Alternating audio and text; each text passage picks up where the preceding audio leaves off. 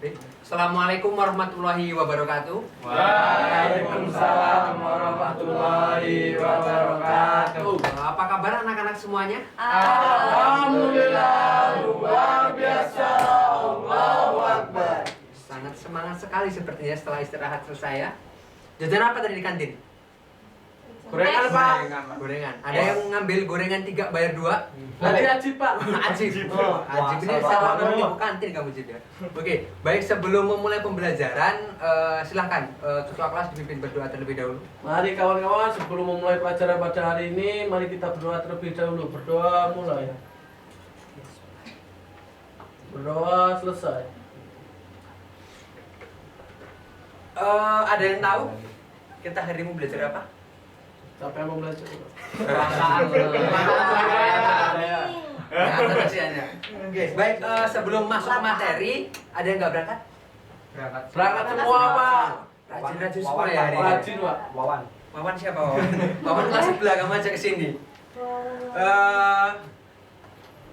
Baik, ada yang masih ingat materi kita minggu kemarin tentang apa? Ini pasti Lupa, tidak Pak. belajar ini, pasti tidak belajar. Tentang ekonomi, Pak. Tentang ekonomi. Ya jelas, karena kita belajarnya Ekonomi. Ya nggak salah, pintar jawabannya ya. Oke, baik. Kemarin kita sudah membahas mengenai kebutuhan manusia. Ada yang masih ingat kebutuhan manusia itu digolongkan menjadi berapa? Tiga, Pak. Primer, sekunder, dan tersier. Kebutuhan primer itu kebutuhan yang apa? Pokok. Kemudian yang kedua? Sekunder itu kebutuhan yang kedua.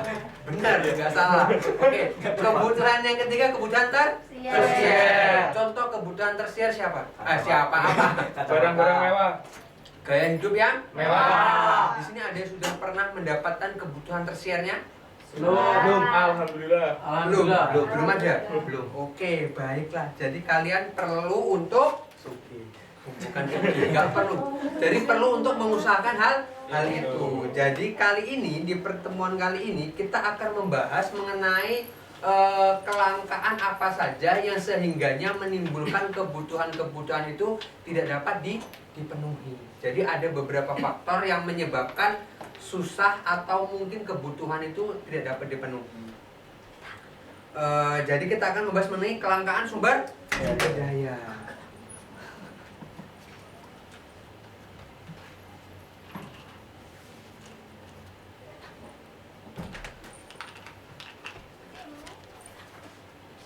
Jadi harapannya setelah kalian nanti belajar itu kalian mampu memahami kelangkaan ini sebagai inti masalah dari ilmu ekonomi. Jadi masalah dari ekonomi itu cuma satu, kelangkaan. Ini masalah yang paling besar. Jadi nggak ada masalah lain selain kelangkaan yang paling besar di ilmu ekonomi. Nah, di sini ada pengertian kelangkaan. Jadi kelangkaan itu adalah suatu bentuk ketidakseimbangan antara kebutuhan dengan alat pemenuhan kebutuhan. Menurut ilmu ekonomi, kelangkaan mempunyai 2 makna, yaitu terbatas dalam arti tidak cukup dibandingkan dengan banyaknya kebutuhan manusia. Dalam arti manusia harus melakukan pengorbanan untuk memperolehnya.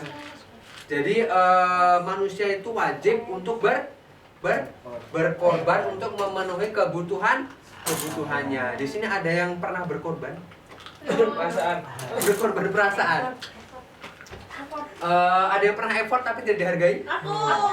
Banyak sekali sepertinya ciwi-ciwi yang pernah effort ya, padahal mereka yang menyakiti. Enggak. Jadi jenis kelangkaan itu ada beberapa. Jadi ada yang pertama ada apa? Sumber daya. Yang kedua ada? Sumber daya manusia. Yang ketiga ada? Sumber daya hewan. Yang keempat ada? Sumber daya alam. Ada yang bisa menyebutkan sumber daya alam itu kelangkaannya gimana? Kalau pakai terus. Terbatas, Pak.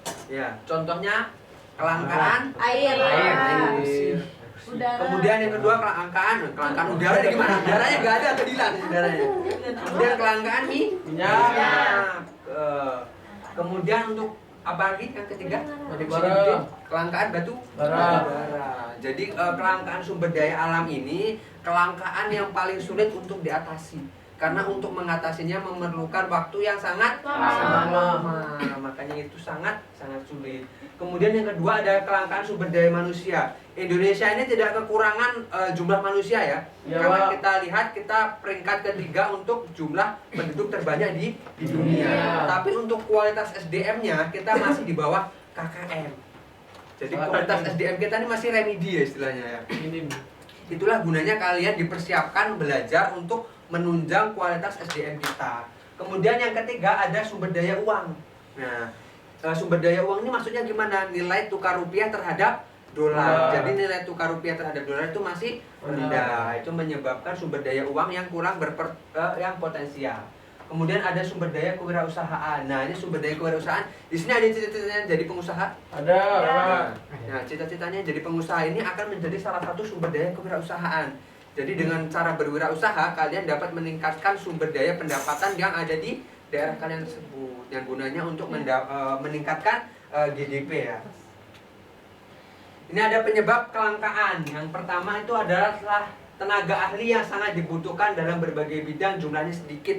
Nah, ini yang saya bilang tadi, di kewirausahaan jumlahnya masih sedikit orang yang mau berwirausaha. Lebih banyak mereka yang menginginkan menjadi seorang pegawai daripada berwirausaha. Kemudian yang kedua, barang atau jasa tersebut sangat banyak yang membutuhkan.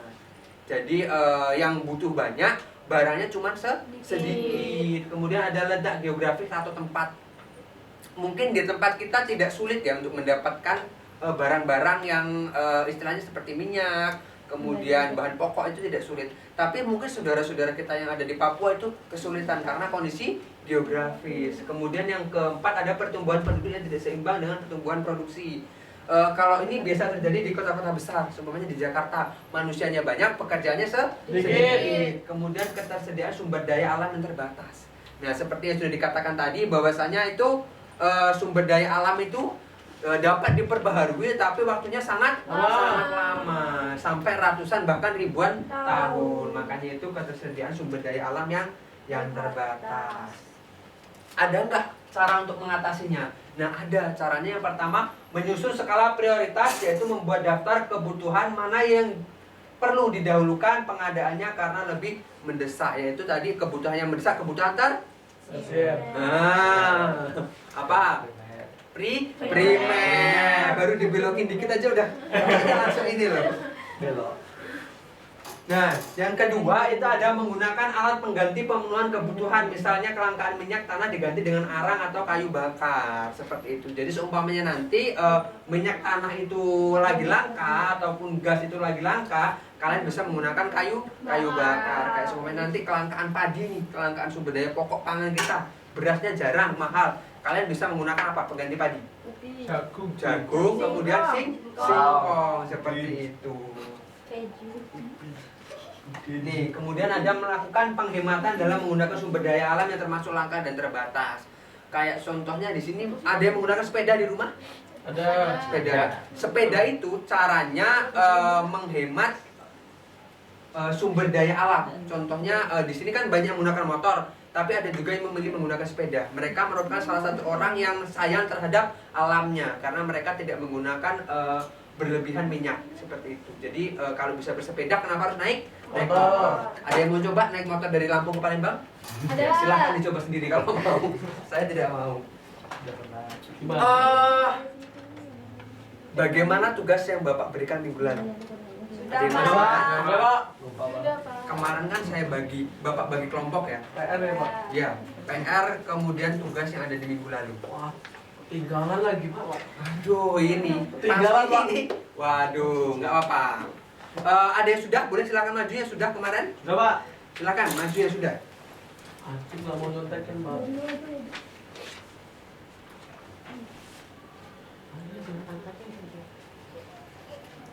Nah, jadi tugasnya minggu kemarin apa Mas Ajib? Untuk mengamati kelangkaan yang ada di sekitar kita, Pak. Nah, kelangkaan yang ada di sekitar kita. Kelangkaan yang ada di daerahnya Mas Ajib ini apa? Yang kelangkaannya itu ada kelangkaan pangan, pokok padi, kelangkaan air mayur, gas, dan kelangkaan air bersih. Kemudian kelangkaan dalam observasi ini kelompok 1 memilih dua pokok permasalahan kelangkaan yang ada, Apa aja itu? yaitu kelangkaan pangan padi dan kelangkaan gas LPG, Pak. Kelangkaan pangan padi dan gas LPG. Kelangkaan pangan padi itu dikarenakan apa bisa langka? Karena ini sektor pertanian ini menjadi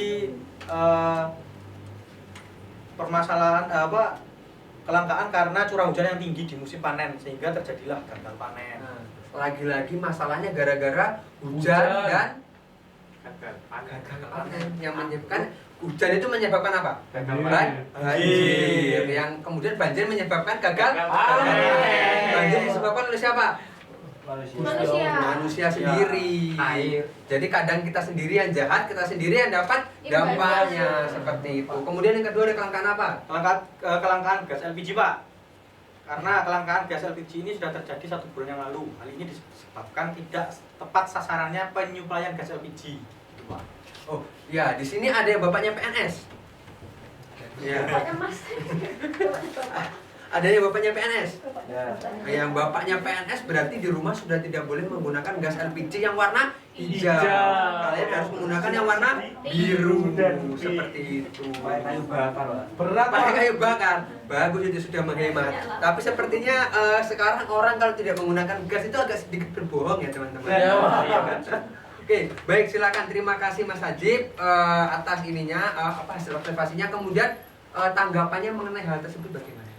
Jadi dari beberapa permasalahan tadi di atas kami memberi tanggapan sebagai generasi muda Indonesia sangat menyayangkan terjadinya hal tersebut dikarenakan masalah tersebut adalah masalah lama yang sudah sangat menjamur dari waktu ke waktu. Kemudian masalah banjir terutama kesadaran masyarakat dalam menjaga lingkungan sangatlah kurang disebabkan oleh tersumbatnya saluran pembuangan. Jadi alangkah baiknya setiap minggu masyarakat melakukan kegiatan gotong royong guna menghindari banjir di musim hujan. Oke, baik. Terima kasih. Kasih tepuk tangan dulu dong. Jadi masalah yang ada di sekitar kita ini tidak lain dan tidak bukan itu tidak lepas dari ini kita sendiri ya. Kesalahan kita sendiri. Biasanya kelalaian kita dalam bersikap kepada alam sehingga seolah-olah itu alam menegur kita. Jadi kamu lo udah jahat sama aku, sini tak tegur gitu loh. Jadi jangan sampai kita jahat sama alam. Jadi ingat itu pesannya ya. Kita jaga ya lingkungan kita bersama, jangan buat ibu pertiwi kita marah. Di sini yang di rumahnya sering ikut kerja bakti siapa? Saya setiap hari. Setiap hari itu kerja bakti sama ibu apa sama ini? Sendiri sini. Bu sendiri di rumah, sangat mandiri sekali ya. Sama Syekh. Baiklah anak-anak semuanya, mungkin itu ya pembelajaran kita pada hari ini. Gimana dengan tugas proyek yang Bapak berikan kemarin? Apakah dengan praktek secara langsung kalian lebih dapat memahami pelajaran yang Bapak sampaikan? Iya, Pak. Iya, Pak. Ya, Pak. Langsung praktek, Pak. Tapi mungkin agak susahnya di sedikit ini ya, apa namanya, improvisasi kepada masyarakat ya. Itulah gunanya apa kalian belajar ilmu pengetahuan sosial supaya kalian dapat berimprove kepada masyarakat. Macanya agak aneh. Ya, macanya ini nih sebenarnya habis makan apa mereka ya? Kami kusa. Woi, urusan kita sudah biarin macannya yang makan, nah kalian nanti makannya makan nasi aja. Oke, jadi ada sedikit pesan dari Bapak ya. Sebenarnya pendidikan itu memang nggak belum, jangan tepuk tangan dulu, jangan tepuk tangan dulu. Pendidikan itu memang nggak menjamin kalian untuk hidup ini, nggak menjamin kalian untuk sukses nanti. Tapi dengan berpendidikan setidaknya kalian itu memperbesar peluang kalian untuk hidup sukses, seperti itu. Jadi jangan kira orang yang nggak sekolah aja bisa jadi direktur. Tapi berapa orang yang nggak sekolah yang jadi direktur? Iya. Itu cuma sedikit. Tapi berapa orang yang sekolah kemudian jadi direktur? Banyak. Itu saja pertemuan kita pada hari ini. Silakan ditutup ketua kelas dengan berdoa. Oke, mari kawan-kawan, sebelum menutup pelajaran pada hari ini, mari kita berdoa terlebih dahulu. Berdoa mulai. Berdoa selesai.